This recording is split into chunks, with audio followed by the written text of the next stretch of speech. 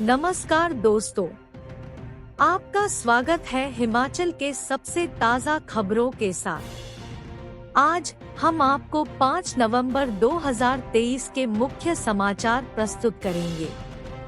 हिमाचल के विकास, पर्यटन और सामाजिक क्षेत्र की ताज़ा जानकारी के लिए हमारे चैनल को सब्सक्राइब करें और अपडेट के लिए हमें फॉलो करें।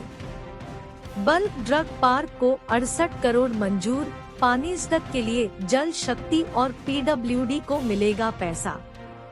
ऊना जिला के हरोली विधानसभा क्षेत्र में बनने जा रहे बल्क ड्रग पार्क के लिए हाई पावर कमेटी ने 68 करोड़ के काम मंजूर किए हैं। कमेटी की बैठक उद्योग मंत्री हर्षवर्धन सिंह चौहान की अध्यक्षता में हुई। इसमें बल्क ड्रग पार्क क्षेत्र में पानी और सड़क के लिए धनराशि मंजूर की गई। यह काम जल शक्ति विभाग और लोक निर्माण विभाग पूरा करेंगे। बैठक में उद्योग मंत्री हर्षवर्धन सिंह चौहान ने बताया कि अब तक राज्य सरकार कुल 122 करोड़ के कार्यों को बल्क ड्रग पार्क में अनुमति दे चुकी है। बैठक में कंसल्टेंट की तरफ से स्ट्रैटेजिक इन्वेस्टमेंट पार्टनर लाने के लिए डॉक्यूमेंट को भी रखा गया। राज्य सरकार डेवलप, ऑपरेट एंड मेंटेन फार्मूले के आधार पर प्राइवेट इन्वेस्टमेंट पार्क में लेगी। राज्य सरकार को करीब 900 करोड़ रुपए का पार्टनर चाहिए। वैसे भी इस 5 से पहले 10 साल में सरकार को कोई कमाई नहीं होनी है। इस बैठक में पार्क के पंजवाना में बन रहे एडमिन ब्लॉक के लिए वाटर सप्लाई अब जल शक्ति विभाग बनाएगा। 1.90 MLD क्षमता की यह वाटर सप्लाई 10.60 करोड़ की लागत से बनेगी, जिसे मंजूरी दे दी गई। हाई पावर कमेटी ने ग्राउंड वाटर के बजाय सरफेस वाटर उपलब्ध करवाने के लिए 11.75 करोड़ के प्रोजेक्ट को भी मंजूरी दे दी। इसके साथ ही पंजवाना से बल्क ड्रग पार्क के एंट्री पॉइंट कुठार बीट तक 7.4 किलोमीटर सड़क बनाने के लिए 42 करोड़ रुपए अलग से मंजूर कर दिए गए। इसकी पहली किस्त के तौर पर 12.62 करोड़ लैंड एक्विजिशन के लिए रिलीज किया जा रहे हैं। एडमिन ब्लॉक बनाने के लिए पहली किस्त के तौर पर 5 करोड़ अलग से मंजूर कर दिए गए। 4 लेन पर बनेंगी वैकल्पिक सुरंगें। कीरतपुर मनाली रोड पर कैंची मोड़ महलाटी एक टनल का तैयार हो रहा विकल्प। कीरतपुर मनाली 4 लेन पर वैकल्पिक सुरंगों के निर्माण का रास्ता साफ हो गया है। पिछले दिनों 4 लेन परियोजना के प्रोजेक्ट डायरेक्टर और उपायुक्त बिलासपुर के बीच एक अहम बैठक हुई है, जिसमें T2, T3 और T4 टनल की वैकल्पिक टनल निर्माण को लेकर चर्चा हुई है। जल्द ही DPR तैयार कर केंद्र की स्वीकृति को भेजी जाएंगी। T1 टनल कैंची मोड़ महला की वैकल्पिक टनल निर्माण की योजना पर काम जारी है। ऐसे में भविष्य की कार्य योजना के मद्देनजर इन टनल को डबल करने की योजना को हरी झंडी मिलने के बाद काम शुरू होगा। उपायुक्त बिलासपुर आबिद हुसैन सादिक ने बताया कि पिछले दिनों परियोजना निदेशक के साथ मीटिंग हुई है और 3 टनल को डबल करने के लिए चर्चा हुई है। पहली टनल महला में वैकल्पिक टनल का काम जारी है, जबकि इससे आगे 3 टनल को डबल करने की कार्य योजना तैयार की जा रही है। जल्द ही DPR तैयार कर मंजूरी के लिए NHAI को भेजी जाएगी। उस ओर से अप्रूवल मिलने के बाद अगली कार्य योजना को अंतिम रूप दिया जाएगा। इन टनल का विजिट भी किया गया है। उन्होंने बताया कि अभी जो टनल बनी हैं, उन्हीं के माध्यम से वाहनों का आवागमन किया जा रहा है, जबकि भविष्य में आने व जाने के लिए अलग अलग टनल होंगी। केंद्रीय युवा खेल मंत्री अनुराग सिंह ठाकुर ने सरकार पर साधा निशाना, कहा हिमाचल में कांग्रेस की गारंटियां फेल।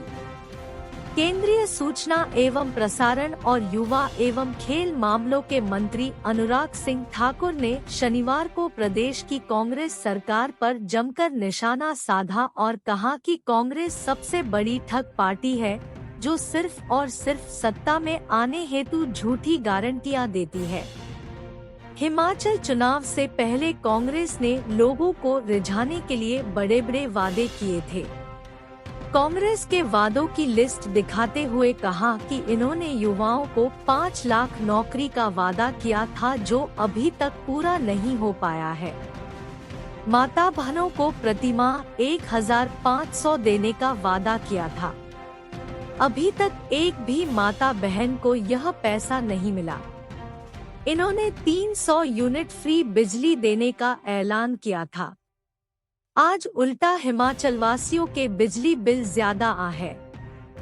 उक्त बातें ठाकुर ने तेलंगाना में कही जहां वे गोशामहल विधानसभा से बीजेपी के उम्मीदवार टी राजा सिंह के नामांकन समारोह में शामिल होने बारपेट गए थे।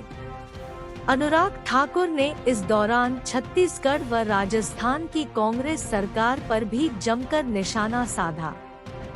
शिमला में बरसे भाजपा प्रदेश अध्यक्ष डा राजीव बिंदल, कहा सरकार ने 10 महीने में लिया 11,300 करोड़ का लोन। भाजपा के प्रदेशाध्यक्ष डा राजीव बिंदल ने कहा कि राज्य सरकार ने पिछले 10 महीनों में 10,300 करोड़ रुपए का लोन लिया है। इस अवधि में राज्य सरकार ने किसी गारंटी को पूरा नहीं किया है। साथ ही प्रदेश में नौकरी और विकास भी शून्य है। उनका दावा है कि आरटीआई के माध्यम से यह सूचना सरकार से प्राप्त हुई है। भाजपा प्रदेश मीडिया प्रभारी कर्ण नंदा ने इस संबंध में आरटीआई के तहत सूचना मांगी थी।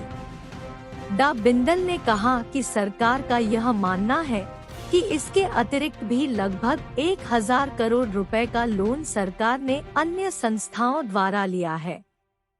इसका मतलब 10 महीने में 11,300 करोड़ रुपए लोन लिया गया, अर्थात 5 साल की सरकार में 60,000 करोड़ रुपए का लोन लेने की तैयारी वर्तमान कांग्रेस पार्टी की सरकार ने कर ली है।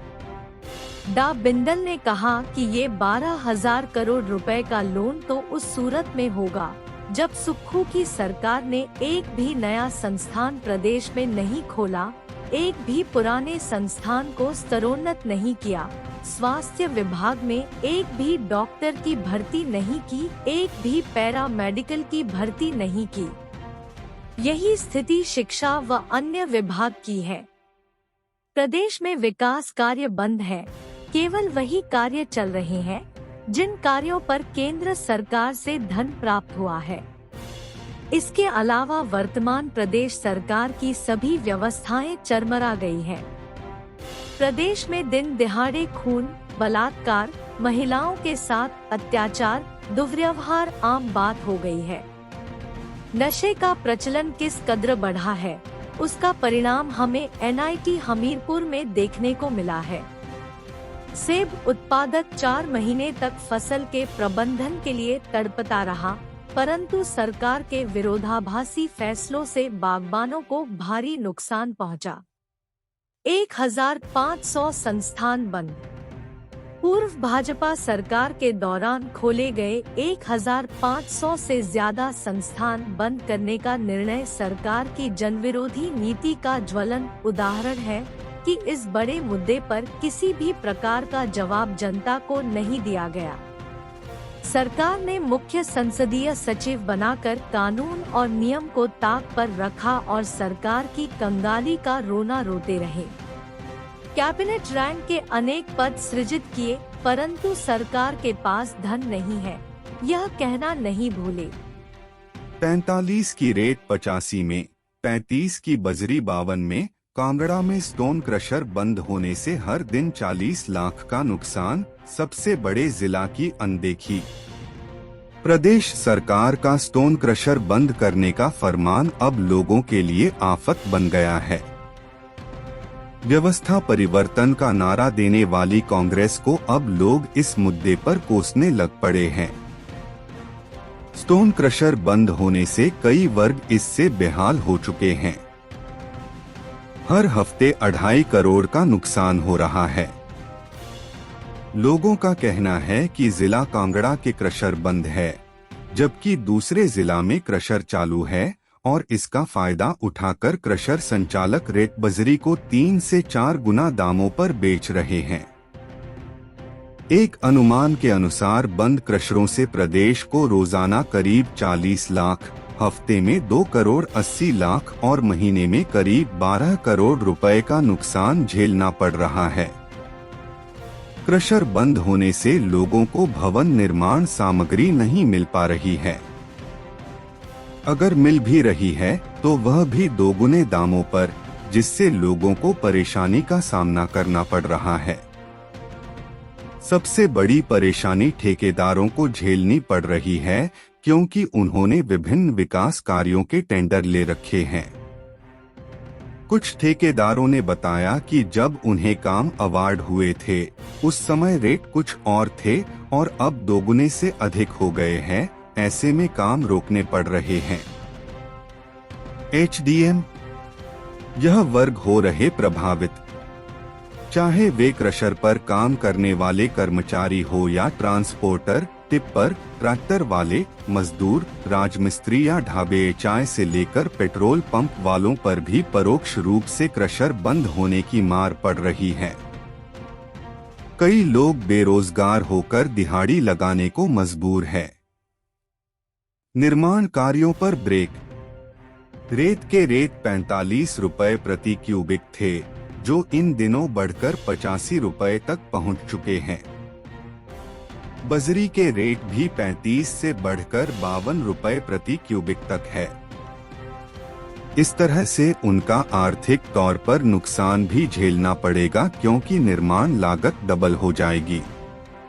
क्रशर बंद होने से न केवल ठेकेदार प्रभावित है, बल्कि हर वर्ग पर इसकी मार पड़ रही है। मंत्री विक्रमादित्य के बयान से हलचल। 4 महीने पहले जब हिमाचल प्रदेश को आपदा की पहली मार पड़ी थी, तब विक्रमादित्य सिंह ने कुल्लू में कहा था कि यह नुकसान ब्यास नदी व अन्य सहायक नदी नालों में किए जा रहे अवैध खनन से हुआ है। अवैध खनन से नदियों का रुख मुड़ रहा है और नदी नालों में अवैध खनन करने वाले अब बख्शे नहीं जाएंगे। विक्रमादित्य के बयान को जनता का समर्थन मिला और जब हिमाचल को आपदा की दूसरी मार पड़ी तो मजबूरन सरकार को दबाव में आकर ब्यास व इसकी सहायक नदियों के साथ लगे स्टोन क्रशर को बंद करने का फैसला लेना पड़ा। 45 की रेट 85 में, 35 की बजरी 52 में। कांगड़ा में स्टोन क्रशर बंद होने से हर दिन 40 लाख का नुकसान, सबसे बड़े जिला की अनदेखी। प्रदेश सरकार का स्टोन क्रशर बंद करने का फरमान अब लोगों के लिए आफत बन गया है। व्यवस्था परिवर्तन का नारा देने वाली कांग्रेस को अब लोग इस मुद्दे पर कोसने लग पड़े हैं। स्टोन क्रशर बंद होने से कई वर्ग इससे बेहाल हो चुके हैं। हर हफ्ते 2.5 करोड़ का नुकसान हो रहा है। लोगों का कहना है कि जिला कांगड़ा के क्रशर बंद है, जबकि दूसरे जिला में क्रशर चालू है और इसका फायदा उठाकर क्रशर संचालक रेत बजरी को 3 से 4 गुना दामों पर बेच रहे हैं। एक अनुमान के अनुसार बंद क्रशरों से प्रदेश को रोजाना करीब 40 लाख, हफ्ते में 2 करोड़ 80 लाख और महीने में करीब 12 करोड़ रुपए का नुकसान झेलना पड़ रहा है। क्रशर बंद होने से लोगों को भवन निर्माण सामग्री नहीं मिल पा रही है।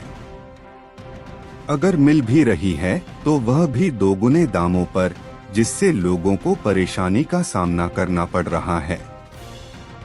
सबसे बड़ी परेशानी ठेकेदारों को झेलनी पड़ रही है, क्योंकि उन्होंने विभिन्न विकास कार्यों के टेंडर ले रखे हैं। कुछ ठेकेदारों ने बताया कि जब उन्हें काम अवार्ड हुए थे उस समय रेट कुछ और थे और अब दोगुने से अधिक हो गए हैं। ऐसे में काम रोकने पड़ रहे हैं। HDM, यह वर्ग हो रहे प्रभावित, चाहे वे क्रशर पर काम करने वाले कर्मचारी हो या ट्रांसपोर्टर, टिप्पर, ट्रैक्टर वाले, मजदूर, राजमिस्त्री या ढाबे, चाय से लेकर पेट्रोल पंप वालों पर भी परोक्ष रूप से क्रशर बंद होने की मार पड़ रही है। कई लोग बेरोजगार होकर दिहाड़ी लगाने को मजबूर है। निर्माण कार्यों पर ब्रेक। रेत के रेट 45 रुपए प्रति क्यूबिक थे, जो इन दिनों बढ़कर 85 रुपए तक पहुंच चुके हैं। बजरी के रेट भी 35 से बढ़कर 52 रुपए प्रति क्यूबिक तक है। इस तरह से उनका आर्थिक तौर पर नुकसान भी झेलना पड़ेगा, क्योंकि निर्माण लागत डबल हो जाएगी। क्रशर बंद होने से न केवल ठेकेदार प्रभावित है, बल्कि हर वर्ग पर इसकी मार पड़ रही है। मंत्री विक्रमादित्य के बयान से हलचल। 4 महीने पहले जब हिमाचल प्रदेश को आपदा की पहली मार पड़ी थी, तब विक्रमादित्य सिंह ने कुल्लू में कहा था कि यह नुकसान ब्यास नदी व अन्य सहायक नदी नालों में किए जा रहे अवैध खनन से हुआ है। अवैध खनन से नदियों का रुख मुड़ रहा है और नदी नालों में अवैध खनन करने वाले अब बख्शे नहीं जाएंगे। विक्रमादित्य के बयान को जनता का समर्थन मिला और जब हिमाचल को आपदा की दूसरी मार पड़ी तो मजबूरन सरकार को दबाव में आकर ब्यास व इसकी सहायक नदियों के साथ लगे स्टोन क्रशर को बंद करने का फैसला लेना पड़ा। 1 हफ्ता आईसीयू में ही रहेंगे मुख्यमंत्री सुखविंद्र सुक्खू। इन्फेक्शन को देखते हुए डॉक्टरों ने दी सलाह, हालत स्थिर। 27 अक्टूबर से दिल्ली स्थित एम्स में उपचाराधीन मुख्यमंत्री ठाकुर सुखविंद्र सिंह सुक्खू अभी 1 सप्ताह आईसीयू में रहेंगे। दोबारा इन्फेक्शन न हो, इसे देखते हुए डॉक्टरों ने उन्हें एहतियातन ऑब्जर्वेशन पर रखा है। दरअसल गैस्ट्रो के कारण पैनक्रियाज में हुए इन्फेक्शन के चलते हेल्थ प्रोटोकॉल में मुख्यमंत्री का आईसीयू में रहना जरूरी माना जा रहा है, क्योंकि कई बार दोबारा इन्फेक्शन का भी खतरा रहता है। ऐसे में उन्हें अभी फिलहाल 1 सप्ताह और आईसीयू में डॉक्टरों की ऑब्जर्वेशन में रहना होगा। वहीं शनिवार को मुख्यमंत्री के सभी टेस्ट की रिपोर्ट सामान्य आई है। उनकी हालत भी पहले से बेहतर बताई जा रही है, लेकिन अभी खानपान में एहतियात बरतना होगा। इसलिए मुख्यमंत्री खाने में खिचड़ी ही ले रहे हैं। उधर रूटीन की तरह मुख्यमंत्री शनिवार को भी अफसरों द्वारा भेजी गई ई-फाइलों को निपटाते रहे। मुख्यमंत्री के निर्देशों के चलते अब कोई भी अफसर या मंत्री उनसे मिलने दिल्ली नहीं जा रहा है। सारा काम ऑनलाइन निपटाया जा रहा है। गौरतलब है कि 25 अक्टूबर को पेट में हुए इन्फेक्शन के चलते मुख्यमंत्री को आईजीएमसी ले जाया गया था, लेकिन एक दिन अस्पताल में रखने के बाद डॉक्टरों की सलाह पर उन्हें 27 अक्टूबर को दिल्ली स्थित एम्स में रेफर कर दिया गया था। तब से मुख्यमंत्री एम्स में ही उपचाराधीन है। संतान की दीर्घायु को माताएं आज रहेंगी भूखी प्यासी। अहोई अष्टमी व्रत पर बन रहे रवि पुष्य सर्वार्थ सिद्धि योग। प्रत्येक वर्ष कार्तिक मास की कृष्ण पक्ष की अष्टमी तिथि के दिन अहोई अष्टमी का व्रत रखा जाता है। इस साल अहोई अष्टमी का व्रत 5 नवंबर यानी रविवार के दिन रखा जाएगा। यह व्रत माताओं द्वारा अपनी संतान की तरक्की और दीर्घायु के लिए किया जाता है। इस वर्ष अहोई अष्टमी पर बहुत ही दुर्लभ संयोग बन रहा है, जो बहुत ही शुभ रहने वाला है। ज्योतिष क्षेत्र में अंतर्राष्ट्रीय स्तर पर ख्याति प्राप्त कर चुके जवाली के ज्योतिषी पंडित विपन शर्मा ने बताया कि अष्टमी तिथि का प्रारंभ 5 नवंबर प्रातः 12:59 बजे हो रहा है। वहीं अष्टमी तिथि समापन 6 नवंबर प्रातः 3:18 बजे होगा। साथ ही इस दिन रवि पुष्य योग, सर्वार्थ सिद्धि योग, शुभ योग और शुक्ल योग बन रहे हैं। इस योग में रखे गए व्रत का साधक को 2 गुना फल मिलता है। इन्हें करवाएं भोजन। पूजा के समय अपने पुत्र या पुत्री को अपने साथ बिठाएं और भगवान को भोग लगाने के बाद सबसे पहले बच्चों को प्रसाद खिलाएं। साथ ही इस दिन ब्राह्मण, जरूरतमंदों या गाय को भोजन करना भी बहुत ही शुभ फलदायी माना जाता है। पूजा का मुहूर्त। इस साल पूजा के लिए माताओं को 1 घंटा 18 मिनट का समय प्राप्त होगा, जिसमें अहोई माता की पूजा करनी है। पूजा का शुभ समय शाम 5:33 बजे से शाम 6:52 बजे तक है। आज सूर्यास्त शाम 5:33 बजे होगा।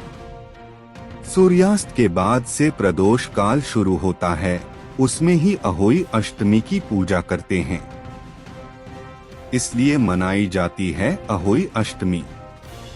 दंतकथा के अनुसार एक बार एक औरत अपने 7 पुत्रों के साथ एक गांव में रहती थी।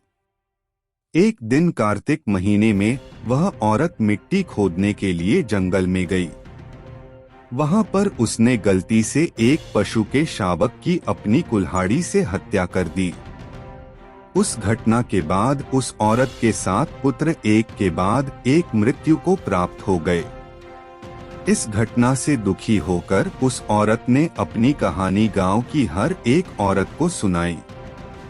एक बड़ी औरत ने यह सुझाव दिया कि वह माता अहोई अष्टमी की आराधना करे।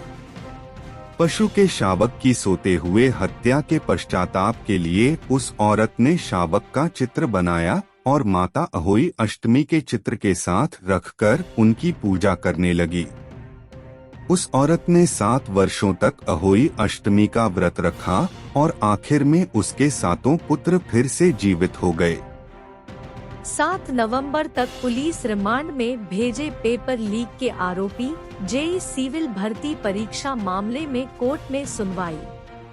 पोस्ट कोड 970 जेई सिविल भर्ती परीक्षा के प्रश्न पत्र लीक मामले में नामजद आरोपियों को शनिवार को कोर्ट में पेश किया गया। कोर्ट ने मुख्य आरोपी उमा आजाद समेत 4 आरोपियों को 7 नवंबर तक पुलिस रिमांड में भेज दिया है। बता दें कि आरोपी मुकेश, रंजीत व रवि की 2 नवंबर को किसी कारणवश सुनवाई नहीं हो पाई थी। शनिवार को इन 3 आरोपियों के साथ मुख्य आरोपी उमा आजाद को भी कोर्ट में पेश किया गया। अब पुलिस रिमांड के दौरान इस भर्ती परीक्षा में और कई खुलासे होने की उम्मीद है। भंग होने से पूर्व प्रदेश कर्मचारी चयन आयोग के माध्यम से आयोजित जेई सिविल भर्ती परीक्षा के पेपर लीक मामले में अभ्यर्थी मुकेश कुमार, उसके पिता रंजीत सिंह, बर्खास्त ट्रैफिक इंस्पेक्टर रवि कुमार और आयोग के मुख्य सचिव HAS अधिकारी जितेंद्र कंवर के खिलाफ विजिलेंस थाना हमीरपुर में केस दर्ज हुआ था। हालांकि इस मामले में 3 आरोपी पहले हाई कोर्ट में अग्रिम जमानत के लिए याचिका लगा चुके थे, लेकिन वहां से राहत न मिलने पर आरोपियों ने सुप्रीम कोर्ट का दरवाजा खटखटाया था। मंडी में बैंक को 4.72 करोड़ का चूना। बल्ह में कंपनी के 2 लोगों पर धोखाधड़ी करने और साजिश रचने का मामला दर्ज। मंडी जिला के बल्ह क्षेत्र से संबंधित एक नामी फर्म ने बैंक को करोड़ों रुपए का चूना लगाया है।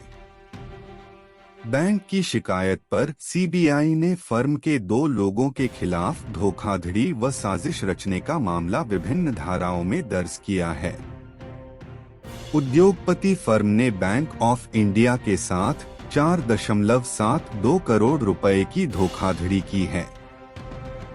बैंक के पास गिरवी रखी जमीन को भी अपने पत्नी व बच्चों के नाम कर दिया, जिसके बाद राजस्व विभाग से संबंधित अधिकारी व कर्मचारी भी सीबीआई के राडार पर आ गए हैं।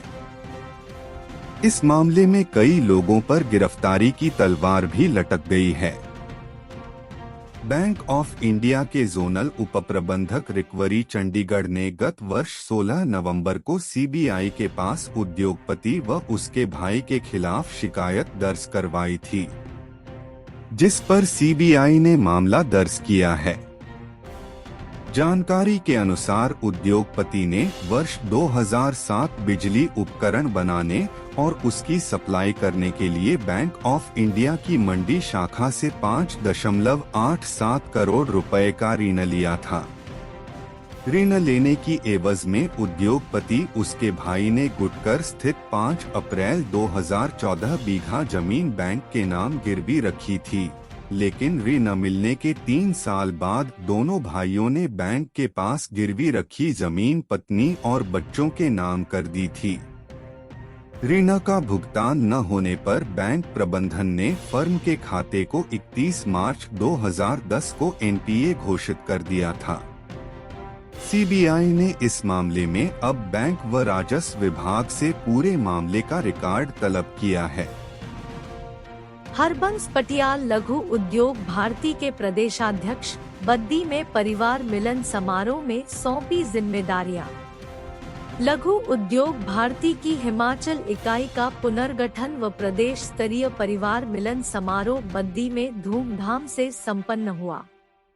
कार्यक्रम में लघु उद्योग भारती के राष्ट्रीय संगठन मंत्री प्रकाश चंद्र, राष्ट्रीय उपाध्यक्ष अरविंद धूमल, राष्ट्रीय सचिव एम हिमाचल प्रभारी डा विक्रम बिंदल की अगुवाई में हिमाचल इकाई का पुनर्गठन किया गया। नालागढ़ के उद्यमी हरबंस पटियाल को दोबारा लघु उद्योग भारती का प्रदेशाध्यक्ष व संजीव शर्मा को प्रदेश महासचिव की कमान सौंपी गई, जबकि अखिल मोहन कोषाध्यक्ष होंगे। ओम शर्मा को सोशल मीडिया की कमान व विजय को लघु उद्योग भारती का प्रदेश मीडिया प्रभारी चुना गया। हरबंस पटियाल ने कहा कि हिमाचल में सदस्य संख्या बढ़ाने के लिए जमीनी स्तर पर काम किया जाएगा।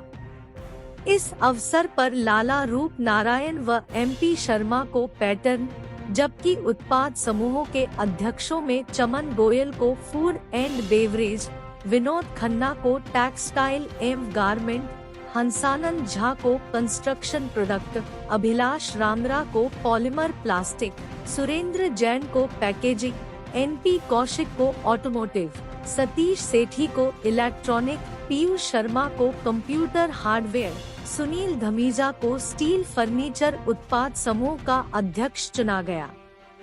म्यूजिकल चेयर में डा श्रुति, डांस में संजना अव्वल। लघु उद्योग भारती के परिवार मिलन समारोह के दौरान विभिन्न मनोरंजक प्रतियोगिताओं का भी आयोजन किया गया। म्यूजिकल चेयर में डा श्रुति व डांस में संजना अव्वल रही। सभी विजेता प्रतिभागियों को वीआईपी स्ट्रीट जीरकपुर की तरफ से पुरस्कार दिए गए। इस मौके पर डा श्रुति, सुखजीत, डा किरण, नैन्सी, पूनम, नवनीत, मोना, कुसुम, संजना, दीप्ति, भानु, स्वाति, इंदु, शकुंतला, सृष्टि, मित्तल, राजकुमारी, दीपिका, सिमी, शिवेन, हरलीन, आरव, अर्नव, नवी व जतिन आदि अन्य उपस्थित रहे। कार्यक्रम में ये रहे उपस्थित प्रकाश, सुरेंद्र, एनपी कौशिक, डा राजेश, लाल रूप, विनोद, समर सिंह, राघव, रमन, पंकज, रामेश्वर प्रजापति, राजीव, बलदेव, संजीव, आशुतोष, पुनीत, नसीब, हरपाल, राजीव, सीताराम, दीपक, अजय, बलराम, पीयूष, विकास, मिस्टर भाटिया, विजय, ओम, हमीश, आशीष, सोमनाथ, हंसानंद, सुनील, दीपक उपस्थित रहे। लाहौल के लिंडूर गांव पर मंडराया खतरा, जमीन फटने से मकानों को नुकसान, डर के साए में जीने को मजबूर। जिला लाहौल स्पीति के तहत गोहरमा पंचायत के लिंडूर गांव के ऊपर बड़े क्षेत्र में जमीन धंसने ने ग्रामीणों की नींद हराम हो गई है। उपायुक्त लाहौल स्पीति की ओर से आईटी मंडी को लिखे पत्र के बाद शोधार्थी भूवैज्ञानिकों की टीम ने 2 दिन तक उस क्षेत्र में अध्ययन के बीच ग्रामीणों के साथ खुलासा किया है कि गांव से ऊपर बड़े क्षेत्र में 65 सेंटीमीटर जमीन में धंसाव है। भूवैज्ञानिकों के लिए भूगर्भ के नजर से लिंडूर अति संवेदनशील और चुनौतीपूर्ण है। गांव के ऊपर बड़े क्षेत्र में भूमि धंसाव से लिंडूर गांव के बाशिंदे डर के साए में जीवन व्यतीत कर रहे हैं। भूस्खलन से लिंडूर गांव के 9 मकानों में आंशिक रूप से नुकसान के साथ दरारें और एक मकान को पूरा नुकसान हुआ है। ऐसे में 16 घरों की आबादी खतरे की जद में है। गांव के साथ लगती जाहलमा नाले ने इनकी परेशानियां बढ़ाई है। जुलाई व अगस्त में लगातार इस नाले में आई बाढ़ के बाद से भूमि कटाव से लिंडूर के काफी जमीन बाढ़ से बह गई है। जनजातीय क्षेत्र लाहौल घाटी के लिंडूर गांव के बाशिंदों की दिक्कतें बढ़ती जा रही है। गांव से नीचे लगातार हो रहे भूस्खलन से जमीन गिरता जा रहा है। वहीं घरों और जमीन में दरारें बढ़ती जा रही हैं। उनके लिए अब यह गांव आगे कुआं पीछे खाई वाली बात हो गई है। हर तरफ से जमीन में दरारें हैं। मार्च व अप्रैल में बर्फ पिघलने के साथ दिक्कत और बढ़ जाएगी। लिंडूर गांव के अरुण ने बताया कि लिंडूर में शोधार्थी भूवैज्ञानिकों की टीम ने तमाम स्थिति का जायजा लेने के बाद उन्हें बताया कि गांव के ऊपर एक बड़े क्षेत्र में जमीन में 65 सेंटीमीटर के करीब दरार आई है। शोधार्थी भूवैज्ञानिकों ने बताया कि अब वह तमाम रिपोर्ट आईटी मंडी को सौंपेंगे। डिप्टी सीएम सीपीएस मामले की सुनवाई 7 दिसंबर को। प्रदेश हाई कोर्ट में उप मुख्यमंत्री और अन्य सीपीएस की नियुक्ति को चुनौती देने वाली याचिका पर सुनवाई 7 दिसंबर को होगी। न्यायाधीश विवेक सिंह ठाकुर व न्यायाधीश संदीप शर्मा की खंडपीठ के समक्ष इस मामले पर सुनवाई हुई। गौरतलब है कि भाजपा नेता सतपाल सत्ती सहित 12 भाजपा विधायकों ने उप मुख्यमंत्री समेत सीपीएस की नियुक्ति को चुनौती दी है। याचिका में अर्की विधानसभा क्षेत्र से सीपीएस संजय अवस्थी, कुल्लू से सुंदर सिंह, दून से राम कुमार, रोहड़ू से मोहन लाल ब्राक्टा, पालमपुर से आशीष बुटेल और बैजनाथ से किशोरी लाल की नियुक्ति को चुनौती दी गई है। याचिका में उप मुख्यमंत्री को कैबिनेट मीटिंग में हिस्सा लेने से रोकने के आदेशों की मांग के साथ साथ इसकी एवज में मिलने वाले अतिरिक्त वेतन को वसूलने की मांग भी की है। पौंग बांध विस्थापित कमेटी में 6 विधायक शामिल। पौंग बांध विस्थापितों की कमेटी में राजस्व मंत्री सहित 6 विधायकों को शामिल किया गया है। प्रदेश सरकार ने पौंग बांध विस्थापितों की पुनः कमेटी गठित कर दी है। राजस्व विभाग के प्रधान सचिव ओंकार चंद शर्मा ने पौंग बांध विस्थापितों की कमेटी के गठन के आदेश जारी किए हैं। पौंग बांध विस्थापितों की कमेटी में राजस्व मंत्री जगत सिंह नेगी को कमेटी का चेयरमैन बनाया गया है। वहीं धर्मशाला से विधायक सुधीर शर्मा, ज्वालामुखी से संजय रतन, फतेहपुर से भवानी सिंह पठानिया, जवाली से चंद्र कुमार, देहरा से होशियार सिंह, जसवा प्रागपुर से विक्रम ठाकुर को सदस्य बनाया गया है।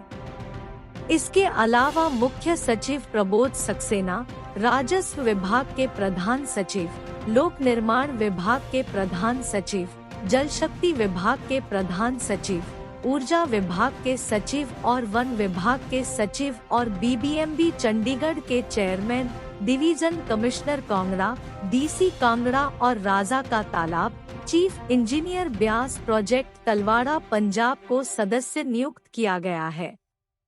राजस्व विभाग के अंडर सेक्रेटरी को मेंबर सेक्रेटरी बनाया गया है। इसके अलावा नॉन ऑफिशियल सदस्यों में सतपाल, अमन राणा, प्रमोद सिंह, अश्वनी कुमार, अजमीर सिंह, सुशील कुमार, जगदीप, वीरेंद्र सिंह, रूपलाल, विवेक जसवाल, केवल सिंह, मलकियत सिंह, निर्मल सिंह, सेवा सिंह, अजय सिंह, राजेंद्र कुमार, राजेश कुमार, सुरदर्शन कुमार, प्यारे लाल, उत्तम चंद, कश्मीर सिंह, जगरूप सिंह, राजीव शर्मा, सुमन शर्मा, सुधीर शर्मा, सुरेंद्र सिंह, प्रवीण राणा, नरेश कुमार, राजनेश कुमार, जन्म सिंह को शामिल किया गया है।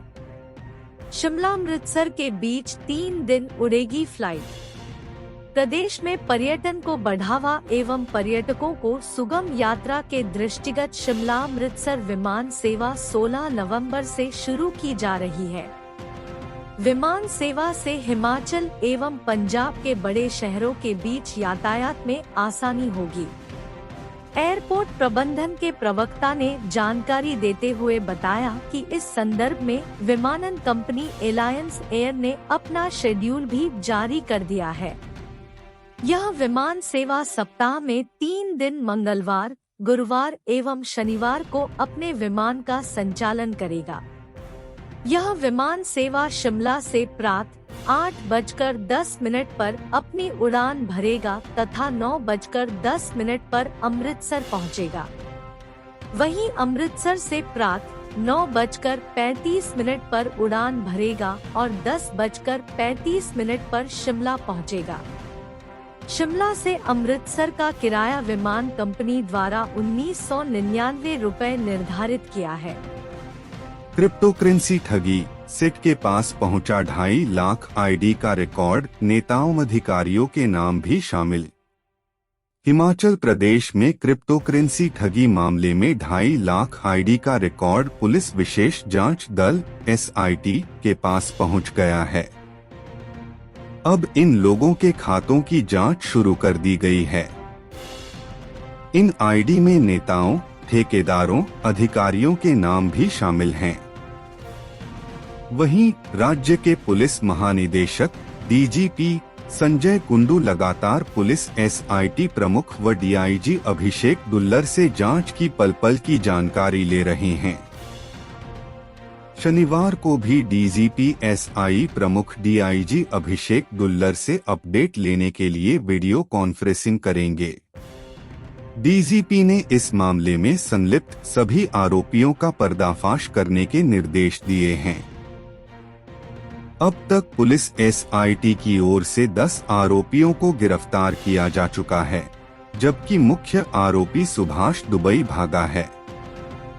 उसके हिमाचल लाने की प्रक्रिया शुरू कर दी गई है। पुलिस को SIT का मानना है कि यह घोटाला करीब 2000 करोड़ रुपए का है। गत 3 सालों से आरोपी लोगों को ठग रहे हैं। क्रिप्टोकरेंसी में पैसा निवेश करने पर लोगों को दोगुना पैसा दिए जाने का झांसा दिया जा रहा है। अब तक पुलिस जांच में सामने आया है कि 2.5 लाख लोगों की आईडी बनी है। इसमें क्रिप्टोकरेंसी के एजेंट भी शामिल हैं। उल्लेखनीय है कि पुलिस SIT को 3 दिन पहले ही आईडी का रिकॉर्ड मिला है। इसमें जिन जिन लोगों ने पैसा लगाया है और जिन्होंने पैसा हड़पा है, सबकी जानकारी है। 11 फरवरी को होगा इलेक्शन। 2500 रुपए में हासिल कर सकेंगे मित्र मंडल की सदस्यता। दिल्ली में रह रही हिमाचली मूल की महिलाओं के एकमात्र संगठन हिमाचल मित्र मंडल की 17वीं बैठक शनिवार को मॉडल टाउन नई दिल्ली में आयोजित की गई, जिसमें सभा के वार्षिक कार्य सूची पर चर्चा की गई। वार्षिक रिपोर्ट पेश करते हुए महासचिव अनीता शर्मा ने बताया कि सभा के वार्षिक चुनाव आगामी 11 फरवरी 2024 को आयोजित किए जाएंगे। मंडल के कार्यों का दायरा बढ़ाया जाएगा और नए सदस्यों को जोड़ा जाएगा। मंडल हिमाचल सोशल बॉडीज फेडरेशन से सक्रिय रूप से हिस्सेदारी सुनिश्चित करेगा, ताकि हिमाचलियों के हितों की रक्षा के लिए सामूहिक प्रयास किए जा सके। उन्होंने बताया कि मंडल के सदस्यों की वार्षिक मेंबरशिप फीस 2500 रुपए तय की गई तथा सदस्यों की संख्या बढ़ाने पर जोर दिया गया। उन्होंने मंडल के परिवार के सदस्यों की हिमाचल के मंदिरों में धार्मिक यात्रा पर ले जाने के लिए रूपरेखा तय की। मीटिंग में मंडल सदस्यों के मेधावी बच्चों को प्रोत्साहित करने का फैसला लिया गया। शराब ठेकों पर आई ताला लगाने की नौबत, आपदा के बाद 60% गिरा कारोबार। हिमाचल में आपदा के बाद प्रदेश ठेकों पर शराब का कारोबार 60% तक गिरा है। प्रदेश में शराब का कारोबार गिरने के कारण लाइसेंस की फीस तक नहीं दे पा रहे हैं। ऐसे में शराब कारोबारियों की दिक्कतें आए दिन बढ़ती जा रही हैं। कारोबारियों में हिमाचल फाइन संगठन के प्रधान अनंत नाम वर्मा, हमीरपुर से नरेंद्र ठाकुर, शम्मी कुमार, अजय धीमान, सुरजीत बराड़, सोलन से वीरेंद्र ठाकुर, नरेश ठाकुर, कांगड़ा, ऊना से पवन पटियाल, राजीव पटियाल, आशीष शर्मा, ज्वाली विधानसभा क्षेत्र से रजत ठाकुर, राम सिंह, ताहलीवाल से अशोक ठाकुर ने प्रदेश सरकार से लाइसेंस की फीस जमा कराने को लेकर 2 माह का अतिरिक्त समय देने की मांग उठाई है। शनिवार को प्रदेश भर के शराब के कारोबारी ठेकों पर शराब कारोबार में हो रही घाटे से परेशान होकर समस्या हल निकालने के लिए एक्साइज कमिश्नर यूनुस के कार्यालय में पहुंचे थे। शराब कारोबारियों का कहना है कि हिमाचल में आपदा के बाद शराब के कारोबार में 60% गिरावट हुई है, जिसके चलते वह विभाग की निर्धारित की गई लाइसेंस फीस नहीं देने में असमर्थ हैं। लाइसेंस की फीस की समस्या को लेकर शराब कारोबारियों ने एक्साइज कमिश्नर यूनुस को अवगत करवाया कि इस काम की भरपाई के लिए 2 महीने का अतिरिक्त समय दिया जाए, जिससे वह शराब कारोबार में हो रहे घाटे से बच सके। एक्साइज कमिश्नर यूनुस ने प्रदेश भर से आए हुए शराब कारोबारियों की बातें सुनी और आश्वासन दिया कि इन सब समस्याओं को प्रदेश सरकार के सामने रखा जाएगा, जिसके लिए कुछ समय लगेगा। इसके बाद शराब कारोबारियों ने मांगों को लेकर उप मुख्यमंत्री मुकेश अग्निहोत्री, आबकारी विभाग के प्रधान सचिव भरत खेड़ा से मुलाकात की। उन्होंने आश्वासन दिया कि जल्द ही उनकी समस्या का समाधान किया जाएगा। इसी बीच शराब कारोबारियों की परेशानियां दिन प्रतिदिन बढ़ती जा रही हैं, क्योंकि शराब कारोबार गिरने से कारोबारियों को करोड़ों रुपए अभी तक विभाग के कार्यालय में जमा करवाने को बाकी हैं। शराब कारोबारियों का कहना है कि अगर उन्हें 2 महीने का अतिरिक्त समय नहीं दिया गया तो वह सड़कों पर आ जाएंगे, क्योंकि बैंक से लोन लेकर शराब कारोबारियों ने कारोबार चलाया है। शराब कारोबारियों ने कहा कि उनके पास जितना भी पैसा था सभी कारोबार में लगा चुके हैं, अब हमारे पास सरकार को देने के लिए कुछ भी नहीं बचा है।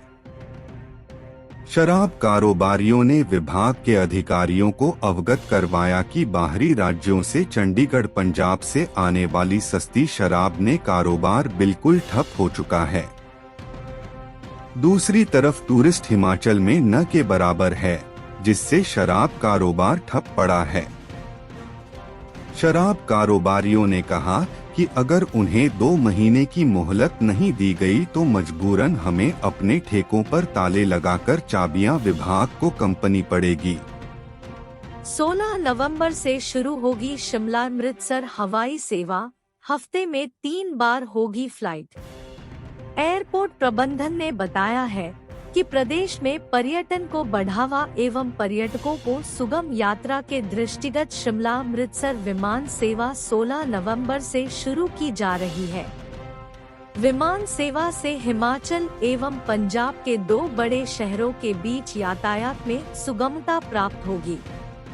इस संदर्भ में विमानन कंपनी एलायंस एयर ने अपना शेड्यूल भी जारी कर दिया है। यह विमान सेवा सप्ताह में 3 दिन मंगलवार, गुरुवार एवं शनिवार को अपने विमान का संचालन करेगा। यह विमान सेवा शिमला से प्रातः 8:10 पर अपनी उड़ान भरेगा तथा 9:10 पर अमृतसर पहुंचेगा। वहीं अमृतसर से प्रातः 9:35 पर उड़ान भरेगा और 10:35 पर शिमला पहुंचेगा। शिमला से अमृतसर का किराया विमान कंपनी द्वारा 1999 रुपए निर्धारित किया है। अधिक जानकारी के लिए यात्री विमानन कंपनी की आधिकारिक वेबसाइट या उनके ट्रैवल पार्टनर से संपर्क कर सकते हैं। ब्यास की लहरों से लोहा, एशियन राफ्टिंग चैंपियनशिप में मिक्सड मैराथन का आयोजन। पर्यटन विभाग द्वारा जिला प्रशासन हमीरपुर और दी इंडियन राफ्टिंग फेडरेशन के सहयोग से नादौन में 3 से 5 नवंबर तक आयोजित की जा रही एशियन राफ्टिंग चैंपियनशिप के दौरान शनिवार सुबह मिक्सड मैराथन स्पर्धा का आयोजन किया गया।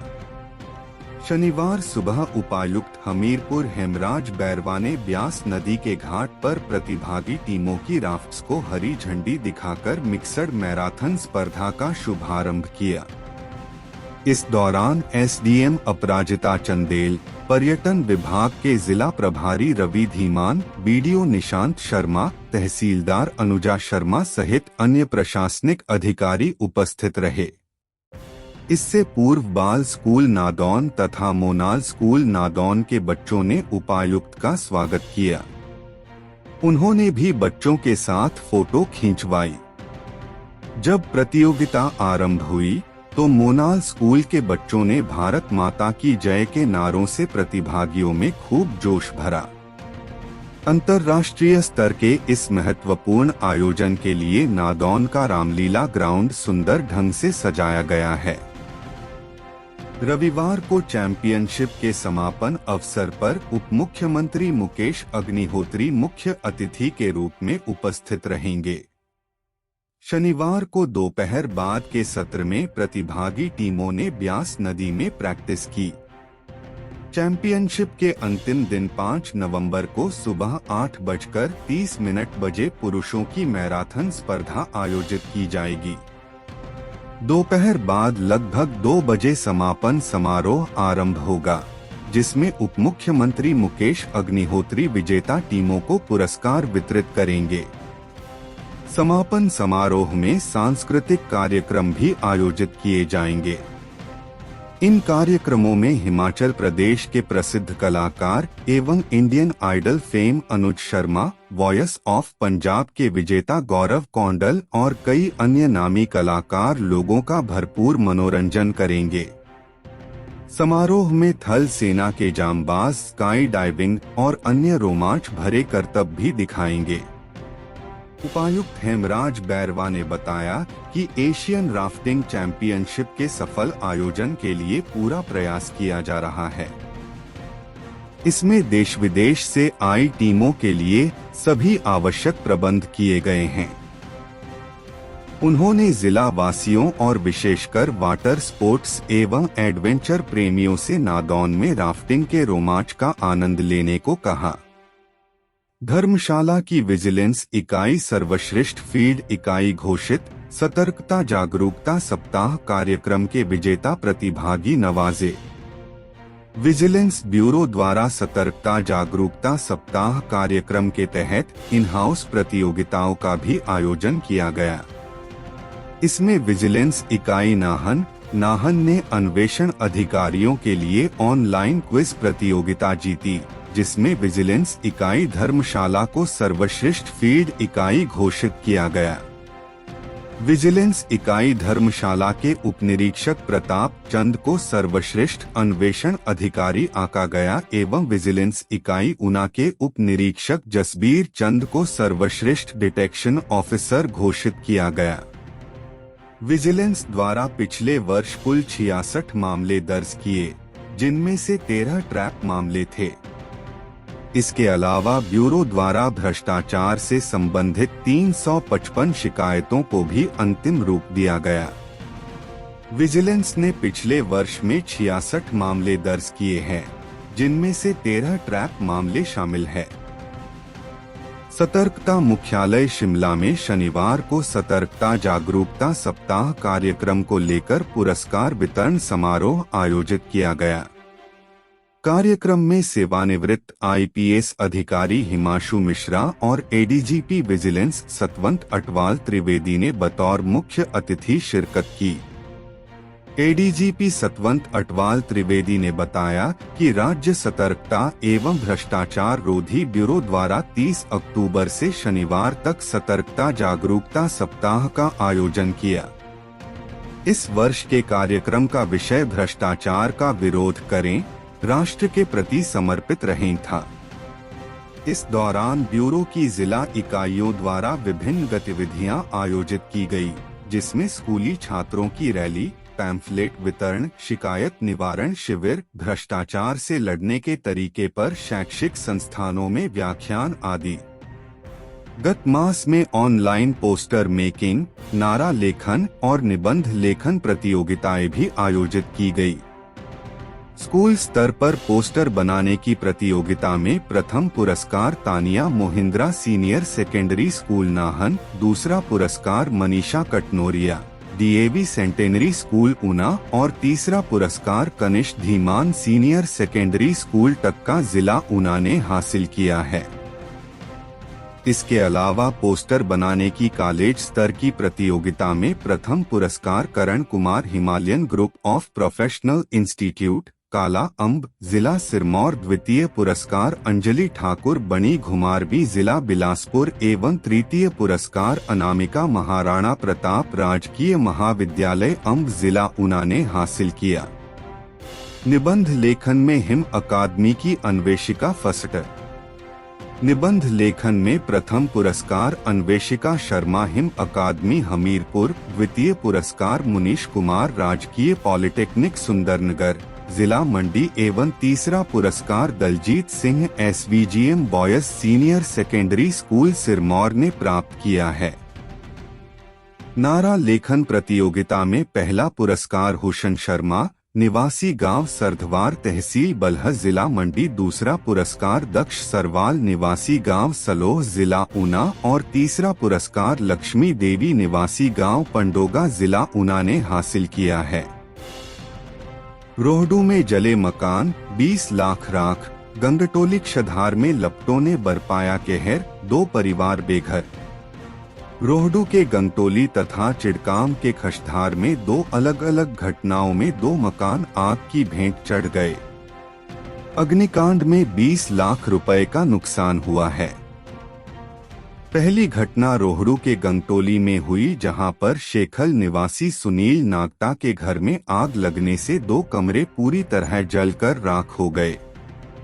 घटना के समय घर पर कोई नहीं था तथा परिवार के सदस्य कहीं बाहर गए थे। आग की लपटें देख स्थानीय लोगों ने फायर स्टेशन को सूचना दी तथा बाल्टियों में पानी लाकर आग पर काबू पाया, लेकिन तब तक आग ने घर के अंदर रखा सारा सामान अपनी आगोश में ले लिया था। आग लगने के कारणों का पता नहीं चल पाया है। अग्निकांड में पीड़ित परिवार का 10 लाख रुपए का नुकसान हुआ है। उधर दूसरी घटना चिड़काम के खशधार की है, जहां पर शुक्रवार रात 1 बजे चमन लाल के घर में के 2 मंजिला मकान आग की भेंट चढ़ गया। परिवार के सदस्यों ने भागकर अपनी जान बचाई तथा वह सिवाय तन पर कपड़ों के बाकी कुछ भी नहीं बचा सके। SDM रोहडू सन्नी शर्मा ने बताया कि प्रशासन की तरफ से दोनों अलग अलग पीड़ित परिवारों को 10-10 हजार की फौरी राहत प्रदान की गई है। खशधार के पीड़ित परिवार को प्रशासन की ओर से खाद्य सामग्री सहित कपड़े, बर्तन व अन्य जरूरत का सामान दिया गया है। हम अपने राज्य के विकास में योगदान देने में गर्व महसूस करते हैं और हमें उम्मीद है कि आने वाले दिनों में हमें और भी अच्छी खबरें मिलेंगी। इन खबरों को अधिक लोगों तक पहुंचाने के लिए कृपया हमारा कंटेंट साझा करें, हमारे चैनल को सब्सक्राइब करें और अपडेट के लिए हमें फॉलो करें। इसके अलावा बेझिझक अपने विचार कमेंट्स में साझा करें। आपका सहयोग हमें और भी बेहतर काम करने में मदद करेगा। धन्यवाद।